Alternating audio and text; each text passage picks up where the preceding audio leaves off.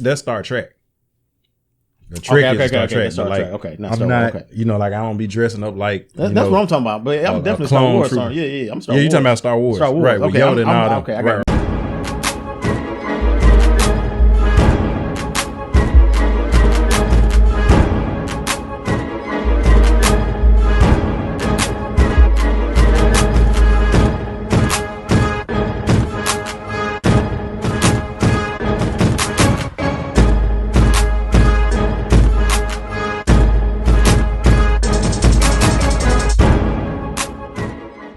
Welcome to the rundown, y'all. What's going on? What's good? Your boy JB's my homie, MC, my fave 5 over here, Rag. What it do? What's good? What's going on, man? You know me, man. Slow motion. Yeah, keeping it presidential. We hump daying over here. You know what I mean? Want to say, continue, y'all, to like and subscribe to ThePrezEx TV on YouTube. And also, Rag, I wanted to tell you actually on camera that we are officially on Apple Podcasts. You know what I'm saying? This is one of them joints you're going to hear the applause in that part of the video. Yes, sir. So as what's the day? Today is the 26th. Yeah. So we were official on what day was that? The 25th?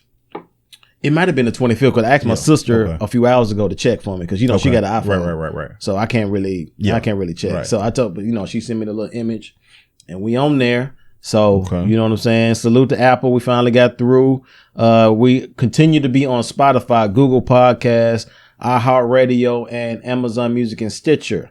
You know, so keep on looking at us, subscribing. And also, while you edit right now, go ahead and like this video below, okay? Like the video, y'all, okay?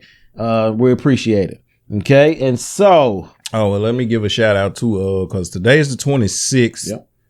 Thursday is the 27th. Friday is the 28th. Yep. Saturday. Shout out to Pops. My dad's birthday is this coming up. You know, Saturday. Salute to Elder Rag. Yes, sir. You know what I'm saying? He is officially old. No, I'm just playing. But now I'm just thankful he made it to see, you know, another year. It's a beautiful thing. You know what I'm saying? So, man. Because mom's hit me up today and, you know, she was talking about, you know, by the time this video is out, right? You know what I'm saying? I ain't going to say what she going to do, but she got a lot of stuff, you know, playing for him and everything like that. So that's what's up. I'm just glad. And they're almost, man, I know they had 40 years of marriage, but it's almost like 41. You know what I'm saying? So like them folks been holding it down. You know what I'm saying? And that's my standard and my example. That's a beautiful thing. So man, I'm proud of them, love them, you know, so just giving a shout out to my folks on that. Yeah, it's a beautiful thing, man. Like I'm for one can take notice just, you know, as the older you get and you still got, you know, both your parents here just to, you know, relish it and, you know what I'm saying, take every birthday, every, you know what I'm saying, time you have to do it. You know what I'm saying? Yeah. Like I talk to my mom on a daily basis now, just, you know, just check up on her just to, you know, good morning, how you doing? You know what I'm saying? So, and, you know, give her flowers and stuff like that because I don't want nobody else creeping in. You gotta, you know what I'm saying? You gotta, you know what I'm saying, do moms like that, man. So, yeah, salute to that. Salute to Elder Rag. Birthday about to come up, man. You have always been an encourager and an inspiration to me personally. More than a few occasions, you pulled me to the side and told what the Lord told you to tell me that was on your heart. And you have always been that guy, elder, big brother, another dad, you know what I'm saying? So salute to you, man. We did a gas card giveaway. Who won that? Because I know everybody didn't see the live when we went live. Yeah, Larry Cashmere. He got the best name. I ain't gonna say his name on camera, but he got the best name in real life. I was about to say his last name. That man's name is epic. It don't get no more epic than that. It's something, boy. I ain't gonna lie. I ain't gonna do him like that on camera, but I thought he was that's his real name. It is. I didn't know either until maybe a couple years ago. I thought it was just like, you know, with the Larry and then the Cashmere. Like I was like, okay, that's cool. I didn't know that was actually his middle name, but then the last name though. Oh my gosh. Yeah, so salute to my guy. Hashtag Cashmere. Yeah, my guy. He won a $10 gas card. We will be doing that at some point soon. So I will encourage everybody to go sign up on our Facebook page, because we will be doing lives and stuff on there, doing giveaways. And all you got to do is to do what I ask. You don't have to put any money up. Nope. You just got to share or do whatever that we ask of you. Just sharing, letting people know about the pod and doing stuff of that nature. And we won't mind, giving you a monetary gift or doing whatever. You know what I'm saying? So. And also, man, shout out to our faithfuls, man, MKJ, man, my cousin Joseph Ragland, like he watches a lot. Like, dude, we argue for about 2 hours about what me and you was arguing about. Oh, Lord. But yeah, Joe Boski getting it in, man, Jonathan Ragland, a lot of stuff, that I'll present, like, will be stuff he texts me, and he's always, and he told me to tell you, man, tell JB, I said, appreciate the shout out, man. I saw y'all put my picture up there. So, man, man. Essence always comments on our stuff. Erica always comments on our stuff. Man, Cashmere, Trill, shared our videos. Man, big money Trill. It ain't dead Trill. He know what that mean. It ain't so man, all the people who've been faithfully watching, supporting, sharing, and those are just a few. You know what I'm saying? Several other people too that I don't want to get in. We can't say everybody's name, but just. Yeah, we have whether that's a small group, a core group of people, but we appreciate it, the encouragement and everything that you give, the likes and subscriptions and stuff like that. It actually means something. Anybody that knows that if you're an entrepreneur or you starting a business off, you know what it is. You know what I'm saying? All the little support that you get in the beginning helps, because that continues to egg you on to continue to do what you do, because it can get, kind of lonely sometimes, emotionally, that is, you know what I'm saying? But you snap right back out of it. But, all that words of encouragement, MK, like you said, Erica, all the rags and stuff like that, that's, we appreciate it for sure. So what we got? Let's get into this rundown, dog. And first up, we have, it is the 100th anniversary of the Black Wall Street burning. And if anybody doesn't really know what that is, tell them about it, Rad. Okay, so it was actually, the anniversary was on Sunday, which was, I believe, the 23rd. Okay. So that marked 100 years of when Black Wall Street was burned down, and it's like a documentary series that got going on, and I just so happened to be watching it. And which one? What is it on? It's on. It came on my Hulu, but I think it's like ABC or something like that. I had to pull it up. Is that Russell Westbrook did it? Did he do that? Is that the one he did? I don't know. Okay, I had to look it up, but I just know I saw it and I was like, dang, let me click. Okay. And when I saw it, I had to ask myself, what would Jeremy hit the like Sanders do at this moment? So shout out to J-Mac. But so I clicked on it and I watched it. I actually thought I knew a lot about it. Yeah. And for those of y'all who didn't know, Black Wall Street was in Oklahoma. In Tulsa, Oklahoma. Tulsa, yeah. And I forget how many blocks and square feet it was, but it was a part of Tulsa, Oklahoma, where it was strictly black owned and operated. The white people that lived in Tulsa called it Little Africa, and it was just shops, barber shops, beauty shops. I see it now here. It said 35 square blocks. Okay, 35 square blocks. Yeah. They had a railroad station. They had bus lines. They had taxi cabs. They had doctor's office. They had dentist's office. They even had an airstrip, for planes to take off where people could fly out of there and stuff like that. And so it was a very thriving, prosperous area. And for a long time, it was a lot of racial tension there, because a lot of the whites that stayed in Tulsa were kind of jealous and envious at how prosperous and thriving that part of town was, and they did not go outside of quote unquote Little Africa or Black Wall Street. And one historian actually said it was more like Black Main Street. They didn't have to go outside or across the railroad tracks for anything. And it was some people that worked, across the tracks, but for the most part, they could get everything they needed in their community. And the catalyst, the excuse that they used to riot and kill people and burn it down was, it was a black guy who had to use the colored restroom in a building that he worked at or he was at or whatever. And so it was a white female elevator operator. And as he was coming in, he tripped and collided with her or whatever. And she screamed. And so because she screamed, he ran. He didn't do anything, to her, anything like that. So the police got him, put him in jail, and the newspaper headline the next day was like "Nab Negro in jail" or something like that. And so the crazy thing is that the lady, she didn't even press charges because she was like, well, he tripped and I just screamed because he fell, kind of into me. She didn't press charges, but they used that like as a catalyst. And so they went into like the they went across the tracks. They started setting fire to buildings, shooting people, setting people on fire, burning buildings. And I didn't know that Uncle Charlie Wilson, the Gap Band, the GAP and Gap Band stood for 3 streets in Tulsa. He was from Tulsa. Charlie Wilson from the Gap Band. He's from Tulsa. Okay. And so now he wasn't around, of course, on Black Wall Street, but he said it was a lady from there that had kind of always told him. So that song they had, "You Dropped a Bomb on Me," was actually talking about when they, did that. And so, man, it was a very good and it was only part 1 or the first episode of the documentary, and it's only like 30 minutes. It's definitely worth your time.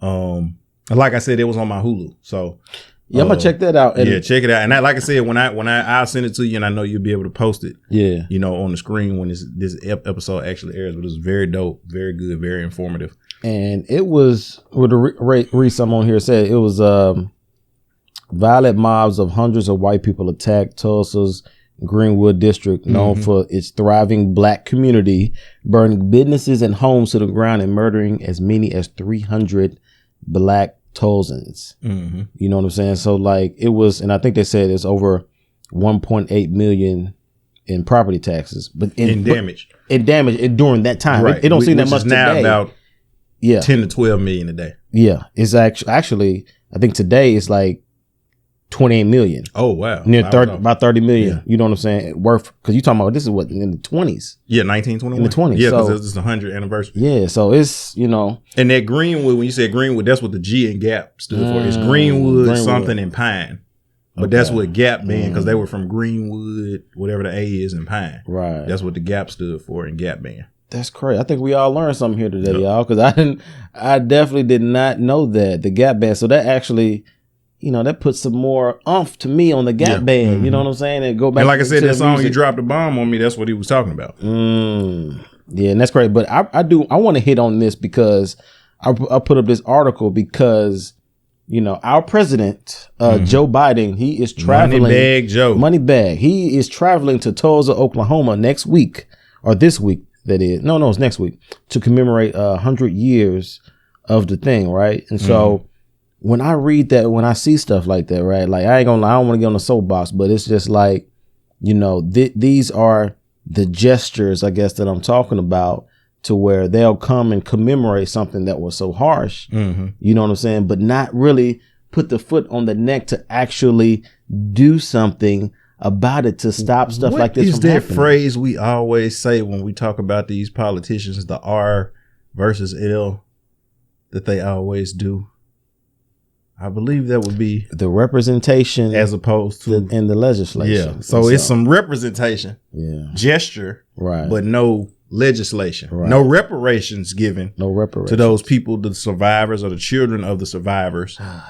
So it's just more, as we say, par for the course, man. So y'all just keep your eyes open on that. But even when I think about this, man, I think about what could have been, because you're thinking about the 20s, right? And so for me, I'm thinking it would have eventually spread all over, especially probably the South, as far as how they got going and and stuff like that. And so it's just like it. And keep in mind, this was around the time. Let me look, fact check so I don't get it wrong. But I want to say this was near or around the time of the Great Depression started. Okay, so no, that was 1929. Late 20s. So this was before. Yeah, this was before the Great Depression. But this was after World War I. Yeah, and so, but it was a time of thriving. You had this community that was thriving after World War I, and it was decimated. And let's keep going. Let's keep going with this next one here. The next one here, I'm not familiar. And also, y'all, we try to put obviously the stuff that's big on the news and stuff, but then also other hidden stuff that's probably not really talked about as much. You know what I'm saying? Your big stuff. And so this is another one I think Rag brought to my attention that I wasn't too familiar with. I did a little background on it. Nikole Hannah Jones, she was denied tenure at UNC for the 1619 project. And for those that are not familiar with the 1619 project, it was actually a project dedicated an issue of a magazine for a re-examination of the legacy of slavery in the United States at the anniversary, because 1619 is when I think everything kind of started. Was when the first slave was actually brought here, maybe in to this country. Maybe I'm not sure, but that's. Yeah, I will have to get some more clarity on that, but it does document. Okay, it says at the anniversary of the 1619 arrival of the first slaves to Virginia. Okay. Yeah, first slaves in Virginia. First slaves to Virginia, challenging the notion that the history of the United States began in 1776 or with the arrival of pilgrims, which at this point, like we know this, you know what I'm saying? But they're trying to, I guess, put some pushback on that. And that was I think we mentioned this on one of the episodes in the past where like they were trying to argue that 1619 was not an important year in American history, and American history didn't begin until the Declaration of Independence was signed, and we had defeated the British and everything like that. But actually that had been going on, because when you talk about 400 years, how people always say 400 years of slavery, and it actually goes back further than that. Yeah. It's actually back when Morocco invaded Timbuktu in Africa. And that was the fall of the Songhai Empire, was when they started doing a lot of the slave trading. And that was back in the late 1400s. So when you get with that, going all the way to 1865, and then even further with the Jim Crow and everything like that, that's how you get the 400 years. It's not just the birth of the nation. It was like, oh, well, there ain't been no 400, you got to go all the way back to the beginning. Right. And interestingly, I was listening, I'm gonna have to put you on to this, but I was watching another thing this guy I subscribed to. And what I did not know is that the map back in the day where they took the slaves from Africa at that time, it was actually called Judah. Blew my mind. It was called Judah? Yeah, you gotta watch it. But it was talking about the Israel-Palestine conflict that's going on now. And so that tripped me out. I was like, oh wow, Yeah. So that's crazy. but it's definitely worth researching, and anybody who wants to hit me up, I can send you the link to that. And I'll definitely be giving JB the link to that. But their history runs deep, and they denied her tenure because she initially was supposed to be, I guess, getting the job, but they denied it to her, but it was on the basis of the fact that she was one of the main contributors to the 1619 project. And I heard she worked for the New York Times. I think she's one of the main contributors for the New York Times. Mainly, I believe, speaking on racial injustices and stuff of that nature. Because I don't put her in the same category as what's the dude, King? The dude that's white and black. He's Sean King. Oh, Sean King. Sean King. I don't. Do you see that they're kind of similar, or? No, I mean, this was a real live historical research research thing. You know what I'm saying? And it wasn't to rile people up. It was just more so for information purposes. Yeah. And so again, we said this before, my people are destroyed for a lack of knowledge. And she trying to inform the people. If you don't know your history, you're doomed to repeat it. Yeah. And so yeah. But of course, if y'all don't know, we say this all the time. If you make the man mad, you will pay the price. Right. I hate it for the sister. I don't think it's right. I don't think it's fair. I've shared this before. I got an uncle. He's my uncle through marriage, but he was trained by Sigmund Freud's daughter. And for all those who don't know, Sigmund Freud is the father of modern psychology. It took him 20 years to get tenure at the University of Virginia. Now, keep in mind, the father of modern psychology, his daughter trained him. He's got doctorate degrees in psychology. Right. And that's why I said when I was taking psychology, I had the plug. You can't tell me nothing. I know who to call. Right. But this man has been all over the world. He's actually African. He's Swahili, but he's lived in Sweden. He's lived in England. He's lived in Canada.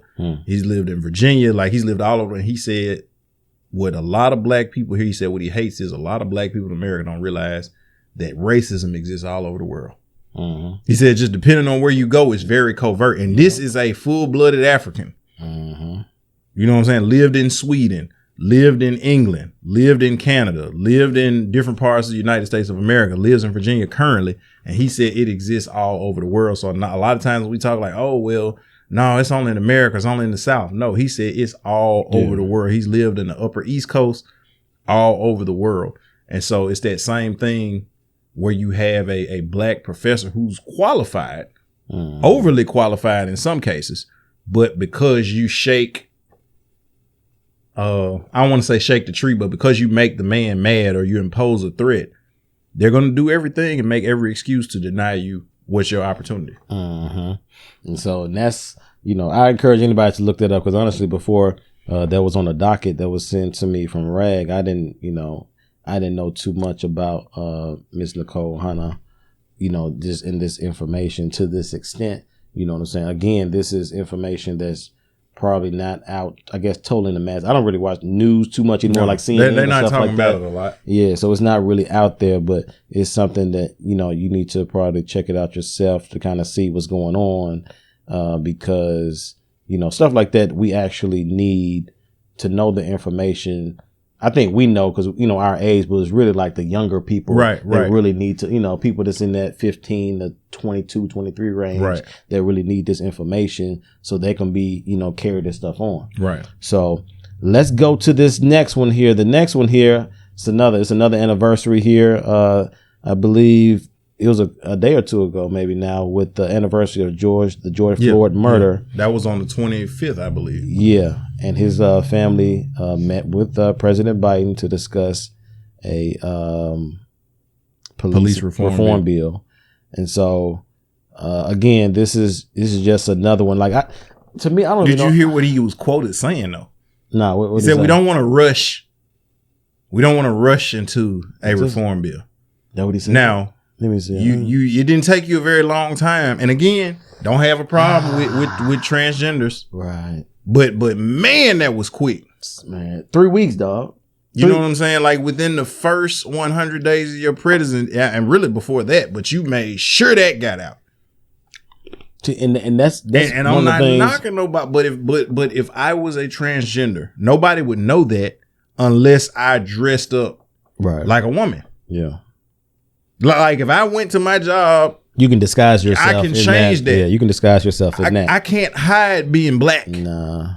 I see it when I look in the mirror. I know it when I'm driving through Bartlett, through Germantown, through Collierville, through Piperton, through Millington, through any of these other little suburbs that we have in Memphis. Mumford. You know what I'm saying? Right. Tipton County. Mm-hmm. You know what I'm saying? Like I know what I look like. I know when I see people clutching their purses, when I walk into an elevator or when I'm crossing the street or something like that, people pulling their kids closer. Yep.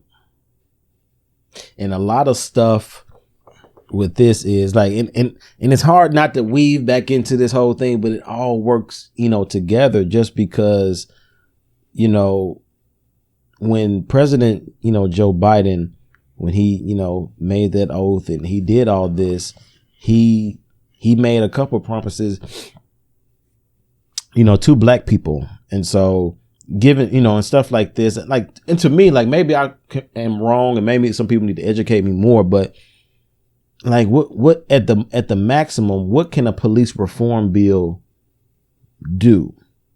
Do you know like well, it's, let's say if it works to its extreme, to its extreme level, like what would it do? Best case scenario, you would see a drop in the unarmed killing of black, and they throw brown people in there. But I promise you, if they stop killing us, they ain't gonna get nobody who lighter than us. Right. And again, I'm not throwing shade. It just is what it is. It's not even a comparison. Like it's not even worth talking about. But you would see a drastic drop in that. You would see a drastic drop in like the no-knock warrants and stuff like that, things of that nature. But all this kind of depends on like the verbiage in the actual bill. Right. And that's the verbiage. That's best case scenario. Yeah. At the best side. Okay. Worst case scenario, you would have police officers would think twice before they just start shooting or choking out or knee on the neck or, harassing. Like, and I've got stories, like I joked about my cousin Joseph earlier. We got a story when we were going to a family reunion. And I mean, no lie. I own it. I was late. I was late because of them niggas, like because of, waiting on Joseph. No, but right. I was late. So we were driving and I'm driving. I was speeding. And so when the police officer pulled me over, the trooper, I was like, I know why you pulled me over. I was speeding. I showed him all they had my stuff and my brother's stuff and Joseph is all lined up on the side of the highway. 6 state troopers pulled up to give a speeding ticket. 6. And man, had me in the police car. Circulation cut off in my, like I could not feel my arms. Yeah, them cuffs do that too. You know what I'm saying? And like them cuffs you see on the news, on the TV boy. Where they got ain't no room in it. Man. Like your arms are just like this. So imagine having your arms behind your back and they like this. And they had them up. Yeah. So like my arms are falling asleep. My shoulders are numb. My incident that I had, I was in the back of a police squad car for 2 hours with my hands just, to my back. Like I was, drunk enough to, or I guess it didn't phase me as much, but when they took them joints off, it felt like freedom. It felt like, right. You notice the difference, like, right. Shackles have been lifted. I can feel the blood rushing back to my arm. Cause like, dude, man, our clothes were all on the side of the road. They opened up our suitcases. They had a hotel itinerary. I showed them the email for the family reunion. I showed them the shirts that we had, Raglan family reunion. Yeah. You know what I'm saying? Like everybody in the car's last name, they look at our D, Raglan. So that would maybe potentially help prevent some of that. Stuff like that, yeah. At the best case, probably. Or maybe at the worst case. Best case, niggas stop dying. Yeah.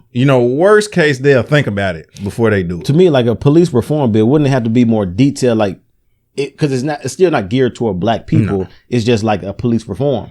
Like I still think that they need to do some psychological training. Oh yeah, for sure. You need to weed out people who may have deep seated, racism or whatever. Like even when you, I mean, and I don't know what the shooting drills are like or where they have the little things that pop up and they decide who they're gonna shoot and everything. Why did you shoot this? You know what I'm saying? Like they need to really get inside these people's head and see. And you know what I'm saying? That's a slippery slope. That's why. But think about this. Doctors have to go to school for 8 to 12 years to become a doctor. Nurses have years of schooling they have to do. And you got people's lives in your hand.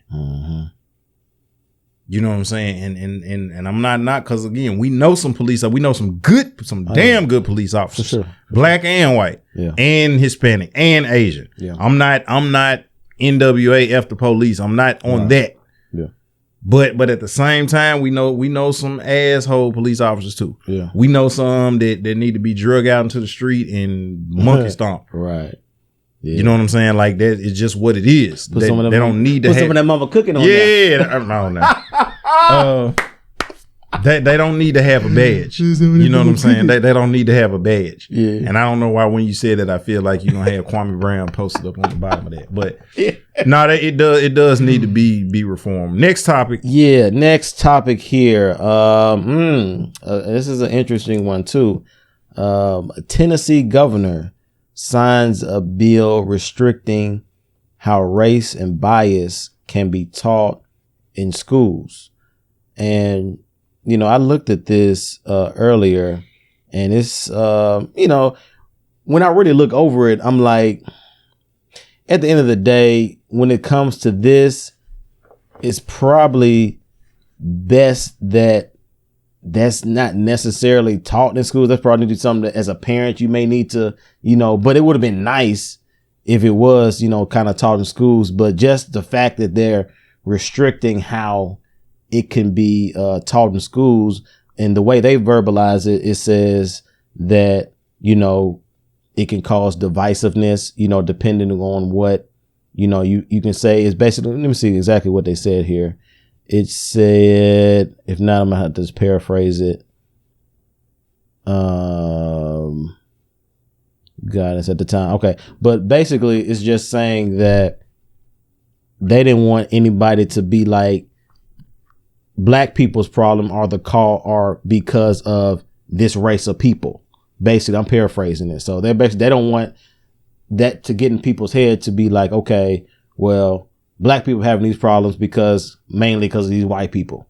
You know what I'm saying? So they don't want to get that stigma in people's heads and curriculum in school. So that's interesting. Like for me, I sit on it. Like I think that this is probably something that needs to be taught at home or through with your uncle or just in podcasts. You know what I'm saying? Right. Or stuff like this, rather than it being taught in school, because if they taught it in school, it could be manipulated. You know what I'm saying? They could teach something that teach you kind of the opposite. You know what I'm saying? To where you can, may not know the full picture of what they're trying to say. So I'm not really, I can say I'm against it, but I'm not mad at it, just because I think this is something probably that needs to be taught elsewhere rather than in a school. I'll say this. Teaching, and when I was a teacher for 7 years. Yep.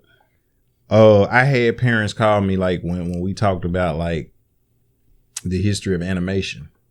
And so you got like, Mickey Mouse and Disney World and these characters. And so I showed my students pictures of like some of the original drawings and how a lot of those cartoons were like caricatures of blackface characters. And so how like when certain comedians like Paul Mooney would always make a joke about racist Walt Disney.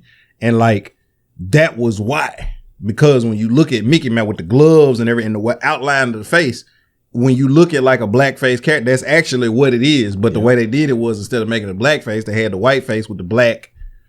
Yeah. Because, and you can see it is certain, blackface characters that actually did do, black with the white face and everything like that. But that was what it is. Like when you look at Goofy, when you look at, and even some of the names of some of the original characters, when you look at Dumbo, with the crow, like the main crow talking to Dumbo, his name was Jim Crow. If you get the newer versions, they changed the name of it, but dude's name was Jim Crow. Yeah. And he sounded like I done seen, like he talked like one of those, like what you would see in those old slave movies. And so in teaching that, I think it is important to allow kids to know the whole story and not part of it. But to your point, I do see how, like, if you give them control over it, then they'll let known what they want to be made known and still leave some of the other parts out. Yeah. But because like you sending them to school to like learn math and English and stuff like that, then you put this curriculum in there. So it's like,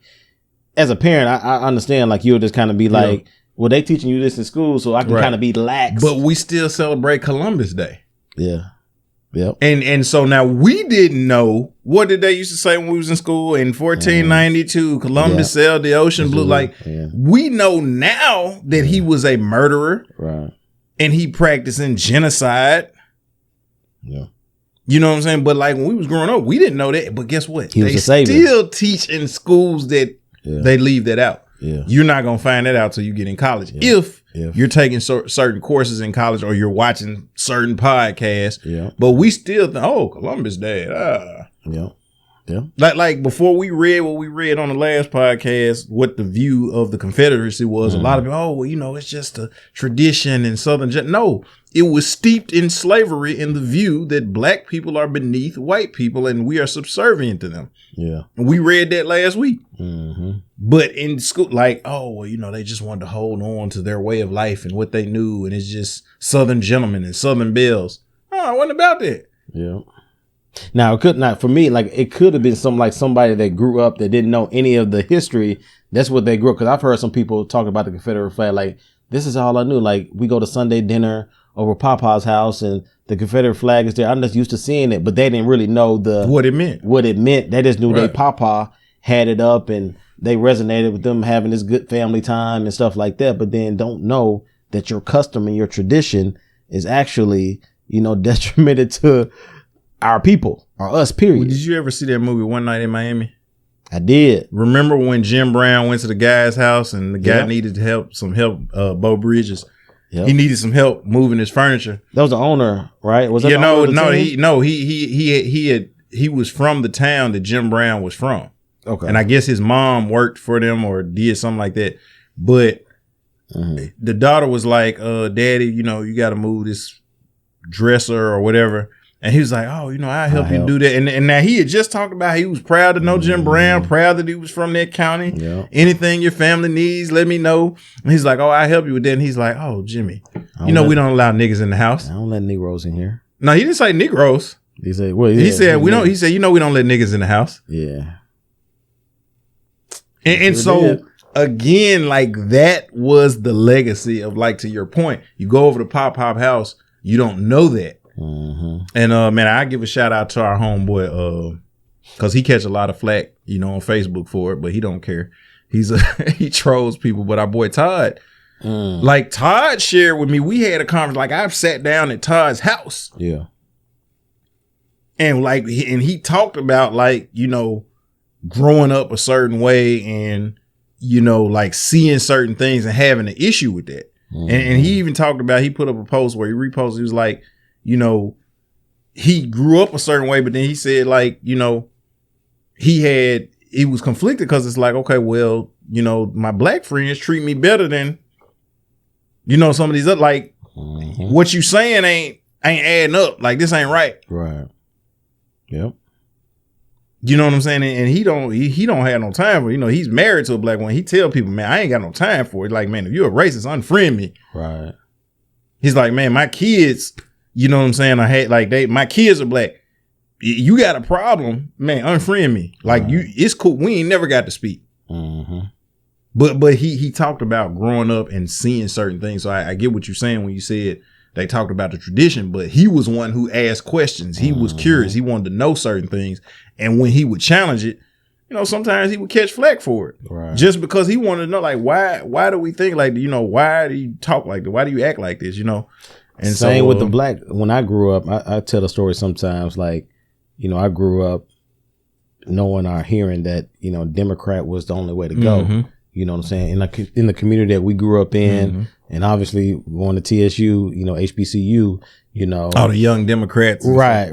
We that's the only choice that we had. I never challenged it till I was well into my 20s. Cause I thought, like, why are we all on this side over here? I'm like, you know what I'm saying? So I started to challenge it. Except for our boy, stuff. Corey. Oh yeah, Corey.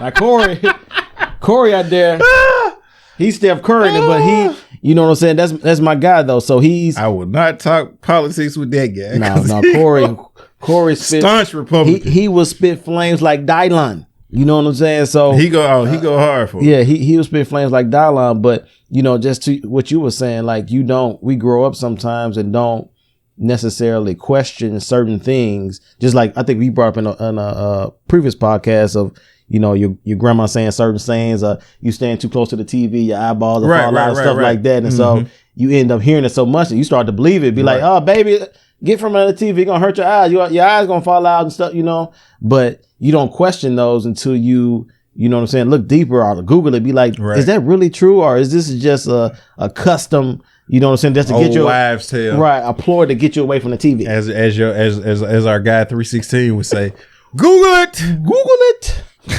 Next up here, we got a WNBA coach is fined and suspended for criticizing an opposing player. And the players that he offended's name is Liz Cambage. Cambage. And she's a big girl. She's a big girl. How tall is she? She's 6'8". No, that's wrong. That's what they said on here? She is 7'2". Liz Cambage is 7'2". They said 6'8". She is 7'2". Okay, well, like when I sent, that's why I sent it. She's 7'2", and I know she's at least between 260 and. Okay, well, maybe they got it wrong because on here, because they said she's 6'8". She's 6. I've seen her before. Like they said. Well, the article I read is like she is. They said she's 6'8", so 235. Let's look at the official. Yeah, she said she's 6'8", 235. And I'm not even sure what the guy actually said because even the articles that I look up they don't actually say exactly what he said. They're just saying he said something offensive. No. So what it was is, and this is why I kind of eye rolled it, because she's not, she's a nice sized woman. You know what I'm saying? She cute too. She cute. Oh no, she She cute. If I didn't know her, you know what I'm saying? That's all like, I definitely like, I mean, I ain't 6'8". Yeah. But like, hey. Yeah, she like, hey. she's a looker. But she's an attractive woman. But she'll dunk on both of us probably. That don't matter. Yeah, you know what I'm saying? Like, hey. What is in golf? Never mind. Let me not do that. Because I don't like, my mom might watch this episode, so I ain't gonna say that. But no. So like, what happened? It was a foul, and it was called on his player, and his player was smaller than her, and of course she's a post player, center. For those of y'all who don't know basketball, she plays in the paint, and so he was arguing with the ref, and he was like, "Oh, come on, she's like 300 pounds." That is what he got fined and suspended for. Just he said that? Yes.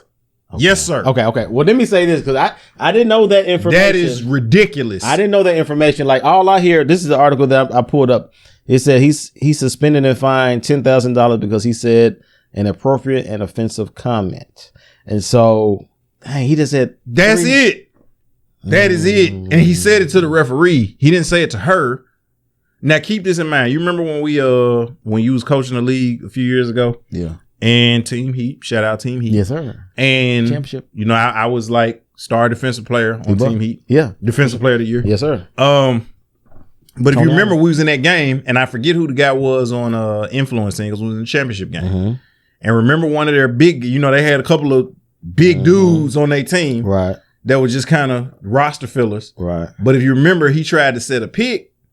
And the first time he set a pick, knocked me down. Yeah. You know what I'm saying? Next time he set a pick, I saw the pick coming, and I want to say Crispin or somebody hollered out screen, but I saw it. And so I kind of just, kind of wormed by him. And so like my forearm touched his stomach. Right. And he just felt like he got shot. Right. Like you would have thought somebody unloaded on him. Like and remember I ain't going to say his name, but our favorite referee, and called the salute to my guy too, man. But that man called a foul on me, and it's because the dude hit the ground, and so I'm looking.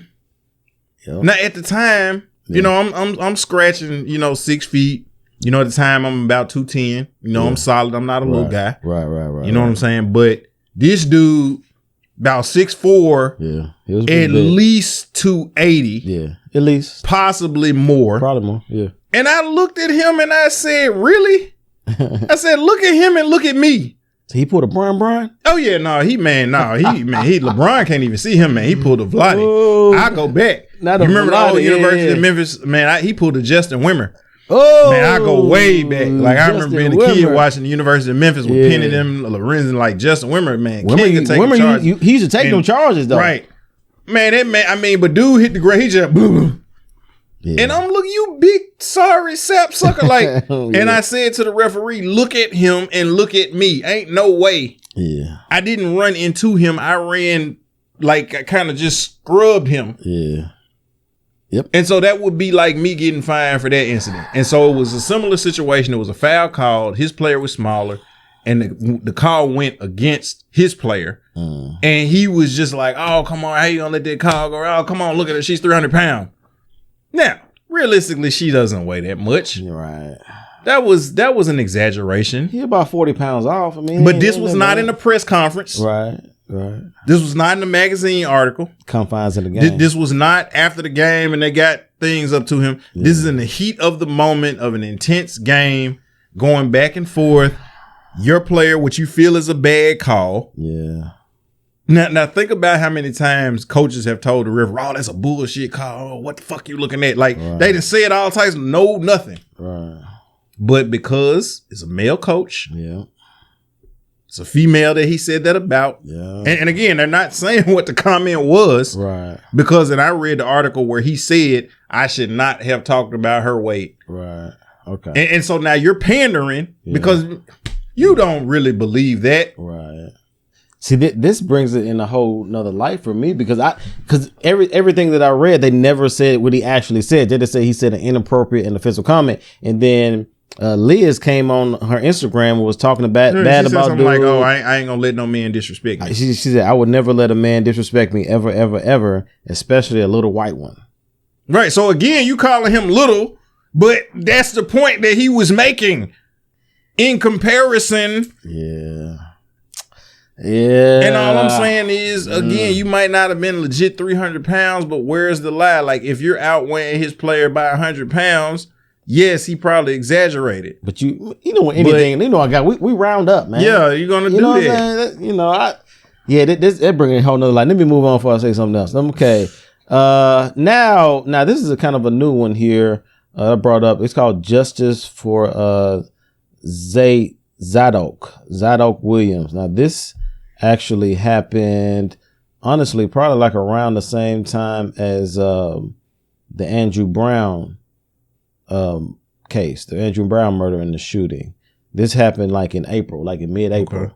And this dude, now this one, the cops ran into his house and just shot him. You know what I'm saying? He actually tried to jump out of a window or something like that, and you know, they shot him dead, and his mom has come out. I think Stack actually posted this the other day too, because I think Matthew Zadok Williams' mom reached out to him to get some traction on his case so they can get, more people out there.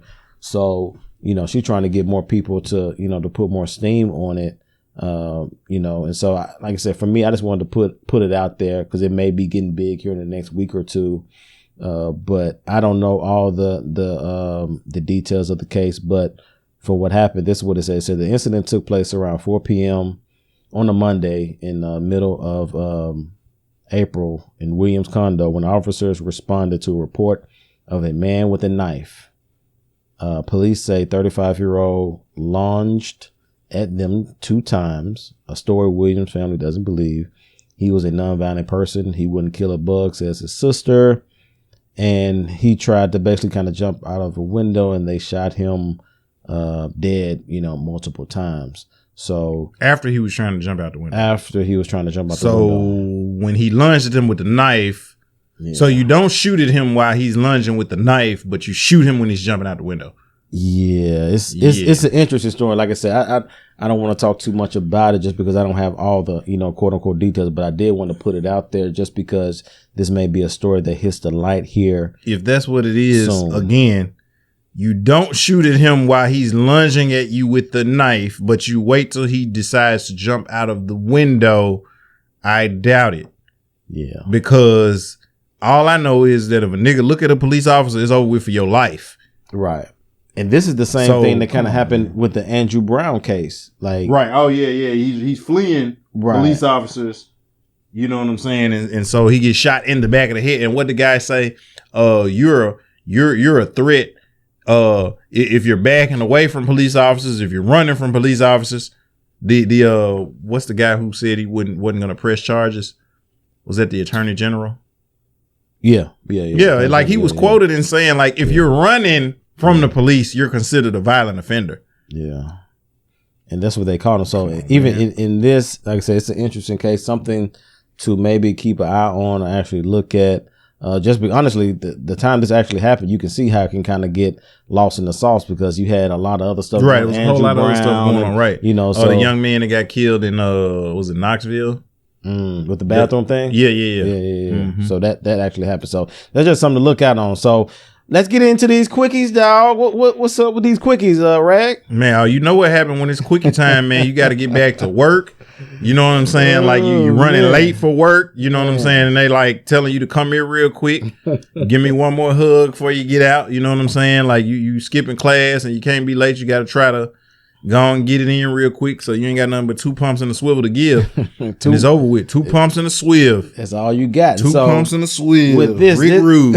Ricky Rude. Oh yeah. The ravishing one. That was my guy. But the first quickie here, we got NBA playoffs. This is the NBA playoff time. This is a wonderful time in the Brown household. You know what I'm saying? Are the Clippers down 2-0? They down 2-0. Dallas up 2 games? Yep. And it's disappointing. But I do want to give a shout out to our Memphis Grizzlies. They did upset the They're Jazz. up 1-0. They actually play when we're recording this actually tonight. And it's going to be a series. Like, honestly, I don't know if you saw, man. I was Negro Damas. Okay. I said before the game one of the Grizz, I said Grizz by 5. Okay. You know what I'm saying? Yeah, and they did win. Yep. We end up winning 117 to 112. And didn't Boston blow out Brooklyn the other day? Who's playing Brooklyn? Brooklyn blew out the Celtics. Oh, Brooklyn was blowing out the Celtics. Okay, my bad. That was no contest at all. That's the Wizards in the playoffs. Yep, I think they're playing right now. They playing the Sixers right now. I'm not sure, but I think they won the first game. No, they lost. It was close though. It was close. They didn't win. They down 1-0 the Wizards, and they actually playing now the Sixers. But this is what I think about this. I don't know if you've been seeing like with Luka, dog. Oh wow, I was wrong. What's the score? 76ers spanked the Wizards. Is it over now? No, it was 108. It was 108 to no. Right now it's 108 to 85, and the Sixers are that's a wrap. 1-0. So yeah, it's a wrap. It's a wrap. Yeah, but Luka Doncic, dog. I just want to say this real quick before we go. Luka Doncic is a monster, man. He is the best player in that Clippers and Mavericks series, and they're gonna have to do something about him to really do something. And the Lakers won last night to make that 1-1. 1-1 with them and the Suns. Chris Paul is out right now. He didn't play that long yesterday because of the shoulder, so he always seemed to get hurt. Man, always, when man. it's like always a good playoff series, man. That sucks, always bro. in the playoffs, dude. And I think he hardly missed a game this whole regular season. Maybe a few games, but in Milwaukee up on the Heat 2-0. 2-0. Yeah, and I'm disappointed about my boy Jimmy. And the Blazers are tied 1-1. 1-1. So, and but my interest is the Grizzlies tonight. Hopefully we can make it close. It's gonna be tough to beat them back to back in home games in the playoffs. But yeah, at Utah, right? At Utah, yeah. And John Moretta's killing, and JV. Hopefully he does his thing. So I'm looking forward to seeing that actually tonight. So this next quickie here is you're J-Lo, man. Love don't cost a thing. You know what I'm saying? J-Lo, so her and A-Rod, like they've been over with for a while, a couple of weeks. But she is back with my boy Batfleck. You know what I'm saying? Ben Batfleck. With Batman. Right. Batman, hey. Who is Martha? Why did you say that name? Why did you get back with me? But yeah, I mean, they are back again, man. It's about who you know, I guess, man. Huh? That is ridiculous. More power to him. More power to him, man. He would, she might be trying. I think she's trying to make A-Rod kind of jealous, kind of give it another. But that is what I thought. We thought that was interesting though. So, but in this other quickie here, Dwyane Wade, he made a statement. Okay. And when I say this, I'm just going to say, he said, Dwyane Wade says he doesn't believe a husband should necessarily be the lead in a marriage. He said this on a interview I think he did with his wife, Gabrielle Union. And I'm just going to keep it 100 on this. I'm going to keep it a buck. Like, I think that D Wade has, over the last couple of years, really has fallen. I think he's just, when you just bust it wide open, like everything is gay, everything is okay. Mm-hmm. Like, you know what I'm saying? It's like, and to me, I was actually talking to my boy Malik and C Micah in a chat, and we were talking about this, like he getting all these deals. I don't think you saw he's about to host this show on network TV, like whatever game show. He's the owner now of the Utah Jazz. Right. You know what I'm saying? Like, to me, I'm like, these people are putting him in these positions now just because D-Wade open for whatever. You know what I'm saying? Yeah. Whatever agenda is out there. But what it is crazy, like, man. That the stuff that he's saying, though, he is only going to be applicable in the black community. Yeah. Because I don't care how liberal like white people are. Like, you go in the white community, that ain't flying. Facts. In the Indian community, that ain't flying. Yeah. In the Asian community, that ain't flying. Yeah. They only want niggas to do it because, again, if you got the man docile, then the house is gonna fall in line generally, like with the woman or the mom. So even if you have a strong man in the home, if he's deferring to the woman, the kids are gonna follow the mom generally. Yeah. So now if the mom is following the lead of the husband, dad, then the kids are gonna, be following right along. But you don't want the man in the home at all, or you want the man to be docile. Yeah. Because then you can take control. Yeah. Because generally, think about this. Anytime they overtook civilization in history, and I know this is a quicker one, but they would kill the men first. Yeah. Because then you can overtake the community or the society because you don't have any opposition. You kill all the men and all the young men who are almost of age because you don't want them to remember that you killed my daddy or my uncle or my brother, and they be remembering, and then they raise up against you. So you kill all the strong men and you kill all the young men that's almost of age. You leave the little babies and stuff like that because you need them to grow up to be strong. But you have them around the women, you get them assimilated, and so they're just going to go with whatever the woman is saying. That's the way you overtake a society. You got to get rid of the men. If you don't get rid of the men, if you don't destroy the men, you can't do it. And you can talk what you want. Look it up. As my boy would say, it's Googleable. Google it.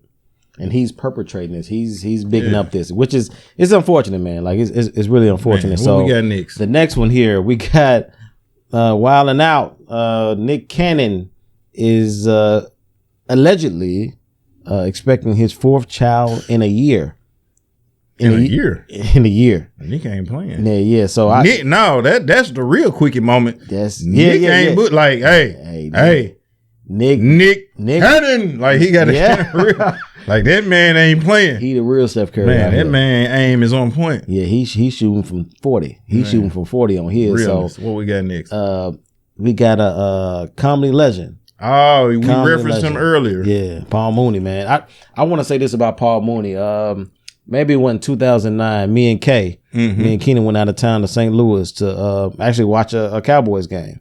And the night before, we went to a comedy club downtown in St. Louis, and Paul Mooney was at the comedy club. We went to go see him. And this is my first. I've seen him and heard him before, but in person, right? You know what I'm saying? When you talk about hilarious, unafraid, when you talk like in a Paul Mooney, you don't want to sit in the front row, right? He fired up this white girl in the front so bad, dog.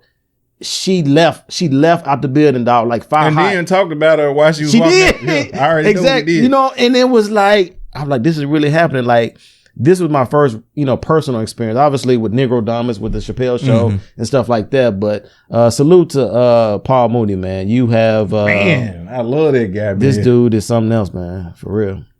Let me tell you something, homie. I was sitting there with Richard back in the day. Everybody want to be a nigga, but nobody want to be a nigga. That's my Paul Mooney impression. He was like, that was pretty good. That was pretty good. Listen to me. That was pretty good. You gotta get your nigga wake up call. That's what happened. He got his nigga wake up call. Yo. I just tell it like it is. I've been around. They're afraid of me. But it's cool. That's exactly how he sounds. I think that's why Chappelle put that whole. Yeah, I mean, he wrote for Pryor. He wrote for Eddie Murphy. He was the head writer on The Living Color. Yeah, that's right. Like he was one of the people that pushed for Jim Carrey to get on. Like he was very influential in comedy circles, and he was known as the godfather of comedy because he had touched so many Red Fox, like Jamie Foxx. Like he had, and when I say writing for them, I don't mean that he wrote their material, but he gave them ideas to work with. He gave them topics to let them run with, and he was a person to bounce ideas off of. He was actually the person who invented Homie the Clown. Like Homie the Clown was his character. You know what I'm saying? And so like Damon Wayans made it come to life, but he was the one who came up with Homie the Clown. I believe the Tom and Tom skit that the Damon Wayans and because they used it for the Wayans brothers, but on In Living Color was like, we're brothers. Right. But they used that for the Wayans brothers, Marlon and Sean, when they had their show. Okay. And but yeah, he was a definite comedy legend, man. Unafraid, like did not bite his tongue. He did not care who he offended. He kept it a book. And so rest in peace to one of the legends, man. Salute to him, man. Salute. All right, y'all. That's it for the rundown. Keep it presidential.